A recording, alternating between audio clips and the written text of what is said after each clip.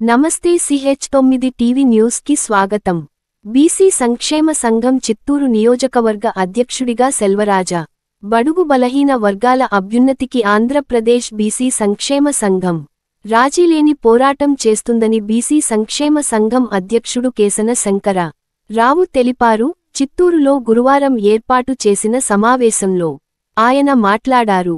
BC సంక్షేమ సంఘాన్ని పటిష్టపరిచి బీసీల ఉద్యమాలను ప్రజల్లోకి తీసుకెళ్లాల రాష్ట్ర వ్యాప్తంగా పర్యటన చేస్తున్నట్లు తెలిపారు. ఇందులో భాగంగా ఏపీ బీసీ సంక్షేమ సంఘం రాయలసీమ న్యాయవాదుల సంఘం నూతన అధ్యక్షులుగా చిత్తూరు నగరానికి హరిప్రసాద్ను నియమించినట్లు తెలిపారు. ఏపీ బీసీ సంక్షేమ సంఘం రాష్ట్ర కార్యదర్శిగా చిత్తూరు నగరానికి చెందిన మేదర చంద్రను, చిత్తూరు నియోజకవర్గ అధ్యక్షుడిగా సెల్వకుమార్ను నియమించినట్లు పేర్కొన్నారు.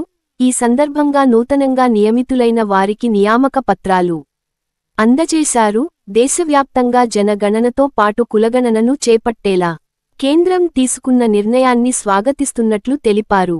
అలాగే రాజకీయాల్లోనూ బీసీ మహిళలకు కేటాయించే రిజర్వేషన్లను కేంద్రం స్పష్టంగా పేర్కొనాలని కోరారు. కులగణన చేయడం ద్వారా అర్హులైన బీసీలందరికీ సంక్షేమ పథకాలు అందుతాయని ఆయన అభివర్ణించారు. ఈ సమావేశంలో ఏపీ బీసీ సంక్షేమ సంఘం రాష్ట్ర నాయకులు అజ్ఞాన జగదీష్, ఇతర ముఖ్య నాయకులు పాల్గొన్నారు.